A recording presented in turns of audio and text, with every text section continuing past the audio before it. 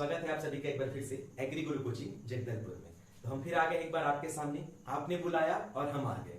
जी हाँ बिल्कुल, और आना भी था क्योंकि हमने आपको कहा था कि आपकी सारी समस्याओं का समाधान हम और हमारी टीम करेगी। अब वादा किया है तो निभाना पड़ेगा ना। जी हाँ बिल्कुल।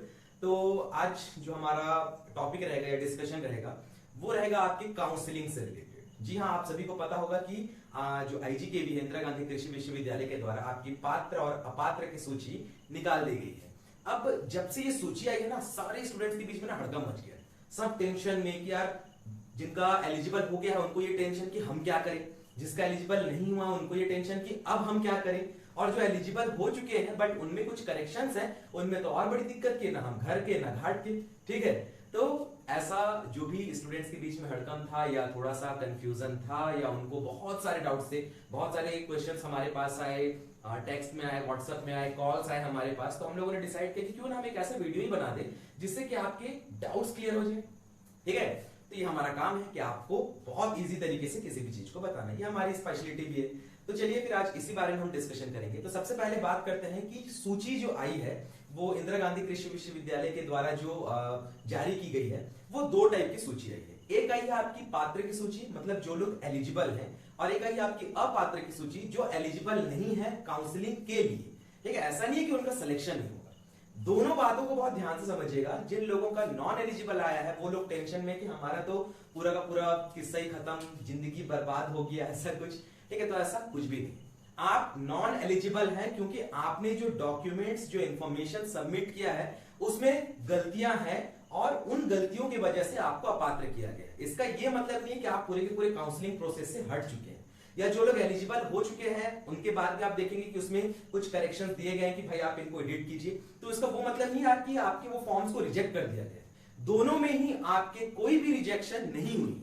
ठीक है, इस बात को बहुत ध्यान से समझिएगा। आप अभी भी उस रेस में दौड़ रहे हैं, ठीक है, काउंसलिंग के प्रोसेस में। तो बात आती है कि नॉन एलिजिबल स्टूडेंट्स को क्या करना है या एलिजिबल स्टूडेंट्स को क्या करना है, या जो एलिजिबल है बट उनमें कुछ करेक्शंस है उनको क्या करना है। तो आपके सारे डाउट्स को स्टेप बाय स्टेप हम क्लियर करेंगे। तो सबसे पहले बात करते हैं जो एलिजिबल स्टूडेंट्स हैं उनको क्या करना है। तो जो एलिजिबल स्टूडेंट्स हैं उनको कोई दिक्कत नहीं है, आपके सारे डॉक्यूमेंट्स वेरीफाई हो चुके हैं, आपकी सारी जो फॉर्म्स डिटेल थी उनको वेरीफाई कर दिया गया है और आप, जी हाँ बिल्कुल, आप सेफ हैं। तो आपको करना क्या है, आपको कोई दावा आपत्ति नहीं करनी, क्योंकि आप सभी स्टूडेंट्स को पता है 27 से 3 अक्टूबर, 27 सितंबर से 3 अक्टूबर तक आपको टाइम दिया गया है दावा आपत्ति करने का, मतलब अपने आप को हाजिर करने का। देखिए जैसे कोर्ट में होता है ना कि जो मुवक्किल रहते हैं, ठीक है, आपने सुना होगा ना कि एक गवाह रहता है, एक आपका जो दोषी रहता है, तो दोषी को भी मौका दिया जाता है कि वो अपनी बात कहे। तो यहाँ तो आप दोषी भी नहीं हो, आपने तो बस थोड़ी सी गलती की है कि आपने जो डॉक्यूमेंट है उसको थोड़ा सही सबमिट नहीं किया है। तो आपको पूरा अवसर दिया जा रहा है अपने आप को साबित करने का कि भाई हमने सही चीज की है या हमसे थोड़ी सी गलती हो गई है, हमको माफ कर दो, हम वापस से सारी चीजों को सबमिट करेंगे और हम एलिजिबल हैं। ठीक है, तो जो नॉन एलिजिबल्स हैं, जो एलिजिबल्स उनको कुछ नहीं करना है, उनको सिर्फ और सिर्फ क्या करना है, वेट करना है 7 अक्टूबर का लिस्ट का। जो नॉन एलिजिबल्स हैं उनको सारे डॉक्यूमेंट्स, जो जो चीजें आपको डॉक्यूमेंट्स मांगी गई है उनको वापस से सबमिट करना है दावा और आपत्ति के साथ। और जो एलिजिबल हैं बट उनमें कुछ गलतियां रह गई हैं, जैसे बहुत सारे मैंने देखे, अगर 10 ऐसे स्टूडेंट्स हैं जो एलिजिबल हैं लेकिन कुछ करेक्शन है तो उनमें से 5 से 6 जो है वो कृषक सर्टिफिकेट के लिए रुके हैं। तो ये सारी जानकारी आपको बताई जाएगी कि आपको करना क्या है और क्या नहीं करना है।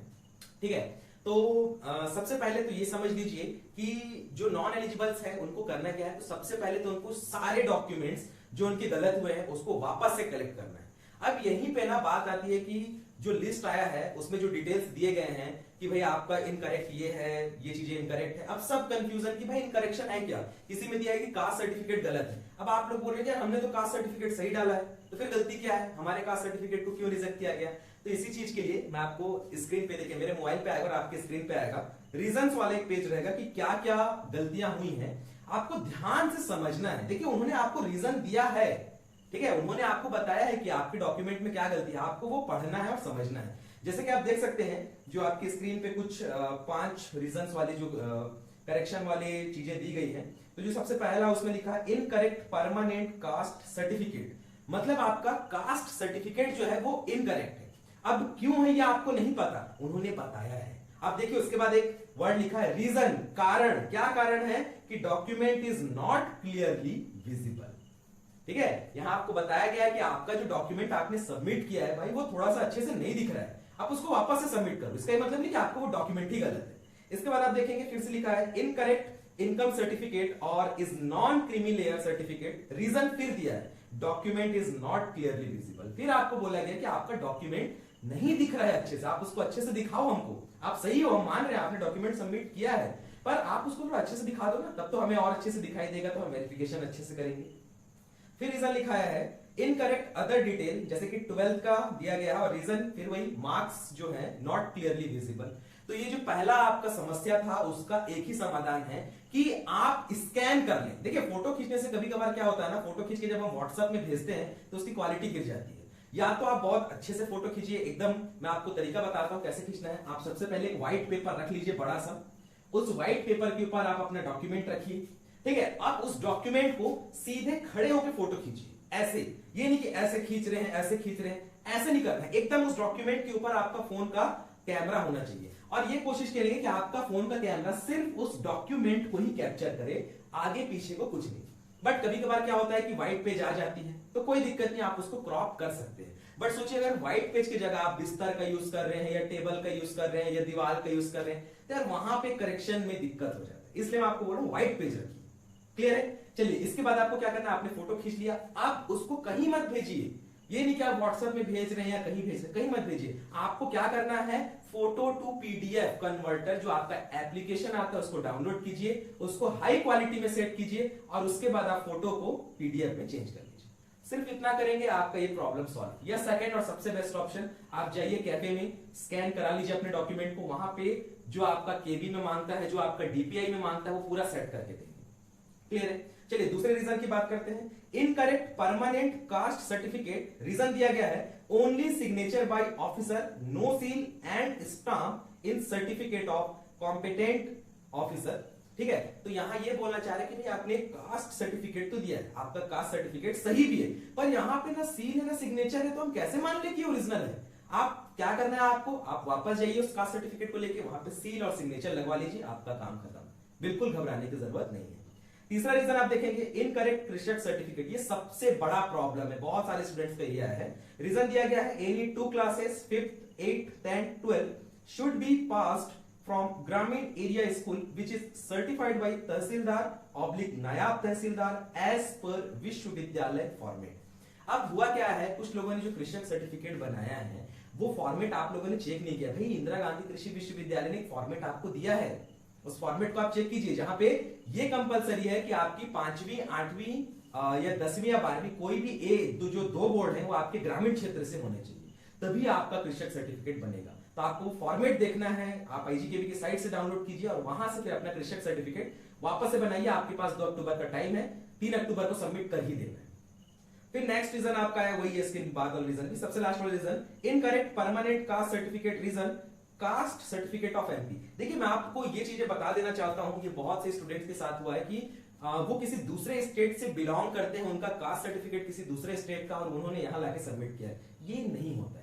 इंदिरा गांधी कृषि विश्वविद्यालय का कहना है कि आपका कास्ट सर्टिफिकेट सिर्फ और सिर्फ छत्तीसगढ़ का ही होना चाहिए, छत्तीसगढ़ के अधिकारियों के द्वारा बनाया गया होना चाहिए। आप किसी और सर्टिफिकेट को नहीं ला सकते। वो सर्टिफिकेट सेंट्रल एग्जामिनेशंस में काम देंगे, जैसे कि आईसीआर है, जैसे कि बीएचयू है या सेंट्रल एग्रीकल्चर यूनिवर्सिटी, ये स्टेट एग्रीकल्चर यूनिवर्सिटी है। यहां पे जो भी आप डॉक्यूमेंट सबमिट करेंगे, चाहे वो कास्ट हो, चाहे वो डोमिसाइल हो, चाहे वो इनकम हो, वो यहीं के अधिकारियों के द्वारा बना होना चाहिए। तो ये आपकी समस्याएं थी कि क्या रीजंस की वजह से हमारे डॉक्यूमेंट्स को रिजेक्ट किया गया है।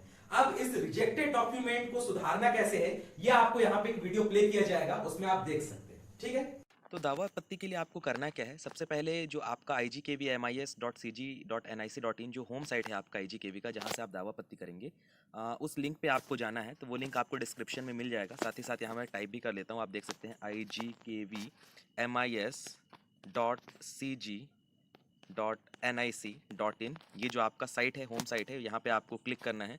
जैसे आप गो करेंगे, यहाँ पे आपको जो IGKB का साइट है, एडमिशन साइट है, वो आपका खुल जाएगा। आप यहाँ देख सकते हैं, ये होम पेज है आपका, और यहीं से आपको क्या है, दावा आपत्ति का प्रोसीजर पूरा करना है।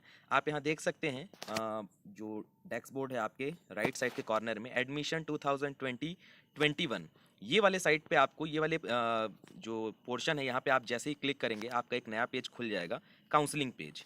और यहाँ पे आप देख सकते हैं 3 टाइप के काउंसलिंग दिए गए हैं आपका, यूजी, पीजी और पीएचडी के काउंसलिंग। बट आपने इसके पहले भी यहाँ पे आप आ चुके हैं और सबमिशन कर चुके हैं, तो आपको पता है कि यहाँ पे आपको जो यूजी वाला पोर्शन है, ये यूजी ऑनलाइन काउंसलिंग, यहाँ पे क्लिक करना है। ठीक है, तो जैसे ही मैं यहाँ क्लिक करता हूँ आप देख सकते हैं एक और पेज आपका खुल जाएगा, जहाँ पे आपको लेफ्ट साइड में BSc agriculture honours oblique BSc horticulture honours, और उसके नीचे आपको दिखेगा BTech agriculture engineering oblique BTech food technology. तो आपको जिसमें भी दावापत्ती करना है आप उसमें कर सकते हैं। जो एग्रीकल्चर और हॉर्टिकल्चर के स्टूडेंट्स हैं वो पहले वाले लिंक पे जाएंगे, ये वाला जो आपका लिंक होगा, ठीक है। और जो एग्रीकल्चर इंजीनियरिंग या फूड टेक्नोलॉजी के स्टूडेंट्स होंगे वो दूसरे वाले लिंक पे क्लिक करेंगे। तो चलिए हम एग्रीकल्चर के स्टूडेंट्स के लिए बताते हैं ये कैसे करना है। आप इस लिंक पे वापस से क्लिक करेंगे तो यहाँ आपको दिखेगा वापस से एक पेज दिखेगा, जहाँ पे आपको लेटेस्ट नोटिफिकेशन, लॉगिन, जहाँ पे लिखा है अप्लाई फॉर दावापत्ती, ऑनलाइन कंप्लेन और हेल्प डेस्क लिखा हुआ है। तो आपको यहाँ पे लॉगिन वाले पेज पे जाना है, लॉगिन वाले जो ऑप्शन है उस पर आपको क्लिक करना है। जैसे आप इस ऑप्शन पे क्लिक करते हैं आपको यहाँ आपका आईडी और पासवर्ड लिखने को मिल जाएगा। तो ये आईडी और पासवर्ड आप यहाँ एंटर कर देंगे। तो जैसे ही आप यहाँ पे लॉगिन करेंगे अपना आईडी, पासवर्ड और जो कैप्शन है उसको आप जैसे ही डालेंगे यहाँ पे आपका ये लॉगिन पेज खुल जाएगा। लॉगिन पेज खुलने के बाद आप लेफ्ट साइड में यहाँ देख सकते हैं ऑप्शंस आपके दिए गए हैं। ये जो लेफ्ट साइड है आपका पोर्शन, यहाँ पे आपको ऑप्शन दिए गए हैं, जैसे कि काउंसलिंग अप्लाई और एडिट का ऑप्शन है, काउंसलिंग एप्लीकेशन फॉर्म का ऑप्शन है, और लास्ट में दिया गया है दावापत्ती। तो आपको दावापत्ती वाला जो पोर्शन है यहाँ पे आपको क्लिक करना है, ठीक है। ये वाला जो आपको ऑप्शन दिखाई दे रहा है यहीं से आप दावापत्ती कर पाएंगे। तो जैसे आप इसको क्लिक करेंगे आप देखेंगे यहाँ से आपको पेज खुल जाएगा। यहाँ पे आपका लिखाया गया है कि दस्तावेज जो सत्यापन की स्थिति है, यहाँ पे आपको ऑप्शन दिया गया है नॉट एलिजिबल। यहाँ पे जैसे कि मैंने आपको वीडियो में बताया था 3 ऑप्शन दिए जाते हैं। पहला है आपका एलिजिबल लिस्ट, दूसरा है आपका नॉन एलिजिबल लिस्ट, और तीसरा है जो आपका एलिजिबल लिस्ट है बट उसमें कुछ करेक्शंस आपको करने हैं। तो जैसे कि आप अगर एलिजिबल हैं तो आपको यहाँ पे कोई भी दावापत्ती नहीं करनी है। आप यहाँ देख सकते हैं यहाँ जो लास्ट में ऑप्शन दिया गया है, क्या आप दावापत्ती करना चाहते हैं या नहीं, तो आपको बिल्कुल नहीं पे क्लिक करना है, आपको कोई दावापत्ती नहीं अगर आप एलिजिबल हैं तो। अगर आप नॉन एलिजिबल हैं, जैसे कि यहाँ पे आप देख सकते हैं नॉन एलिजिबल लिखाया गया है, तो यहाँ पे रीज़न भी लिखा गया है। सभी के नॉन एलिजिबल में अलग अलग रीजंस लिखाए गए होंगे कि आपका डोमिसाइल अलग है या फिर आपके कास्ट सर्टिफिकेट्स अलग हैं या फिर आपका इनकम अलग है, जो भी। अब देखिए स्टूडेंट जो है वो बहुत ज़्यादा कंफ्यूज हो जाते हैं कि भाई गलती क्या किया है इन्होंने, ठीक है, क्या है गलती क्या किया है। तो वो गलती जो है वो आपको रीजन के साथ दी गई है। जैसे कि यहाँ आप देख सकते हैं, यहाँ पे आपको बताया गया है कि incorrect CG domicile certificate remark, उसके बाद डैश करके लिखा गया है कि भाई क्या गलती की है आपने। Document is not clearly visible, यहाँ पे आपको बताया गया रीजन कि आपका डॉक्यूमेंट क्लियरली विजिबल नहीं है। तो अगर clearly visible option, not clearly visible option आ रहा है किसी के में, तो इसका मतलब ये है कि आप जब डॉक्यूमेंट सबमिट कर रहे थे उस वक्त जो आपने फोटो खींचा या जो आपने पीडीएफ बनाया उसमें सारी चीज़ें सही तरीके से नहीं आई हैं। तो इसमें डरने की कोई बात नहीं है। जो स्टूडेंट्स डर रहे हैं ना कि भाई हम नॉन एलिजिबल हो गए, हमने तो सब चीज़ सही भरा था, आपने सभी चीज़ें सही भरी थी, कोई दिक्कत नहीं इसमें। आपको बस रीजन देखने की क्या है। जैसे कि आपका दूसरा रीजन यहाँ देख सकते हैं, इनकरेक्ट परमानेंट कास्ट सर्टिफिकेट, ठीक है। फिर रिमार्क या रीजन दिया गया क्या है, नो क्लियरली विजिबल। फिर वही चीज़, आपका क्लियरली विजिबल नहीं है। तो ये ऑप्शंस को आप देखिए, घबराइए नहीं है। ऐसा नहीं कि आप देखें कि हम भाई अपात्र हो गए हैं तो हमारा सिलेक्शन नहीं होगा, ऐसा कुछ नहीं है। बस जो करेक्शंस आपको करनी है वो करेक्शन आप कर दीजिए, आपका जो फॉर्म है वो वापस से सबमिट हो जाएगा। तो इसके लिए आपको क्या करना है, नीचे जैसे कि आपको देख सकते हैं कि यहाँ पे ये नॉन एलिजिबल वाला था, तो मैं क्या करूँगा कि हाँ मैं दावापत्ती करना चाहता हूँ, मैंने इस पर क्लिक कर दिया। जैसे तो देख सकते हैं आपका जैसे ही मैंने क्लिक किया था कि हाँ मैं दावापत्ती करना चाहता हूँ, तो क्लेम ऑब्जेक्शन वाला जो पेज आपका खुल गया। यहाँ पे डिटेल्स दिए गए हैं पूरे के पूरे, ये डिटेल्स आपको देखने हैं, ठीक है। आपको यहाँ से अपना नाम वाम सब चेक कर लेना है, जो भी अभ्यर्थी का नाम है, माता पिता का नाम, सारी चीज़ें आप यहाँ देख लेंगे।